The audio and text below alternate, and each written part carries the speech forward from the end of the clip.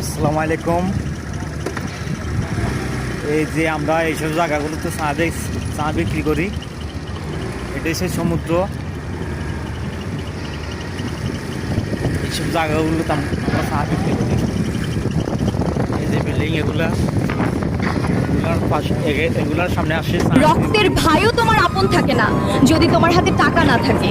Pocket টাকায় ভরা থাকলে সবাই কদর করে, আর প্রয়োজন ফুরলেই সম্পর্কের ওজনও হালকা হয়। টাকার অভাব মানুষকে শিখিয়ে দেয় কে প্রকৃত আপন। বিল্ডিং এর সিকিউরিটি না,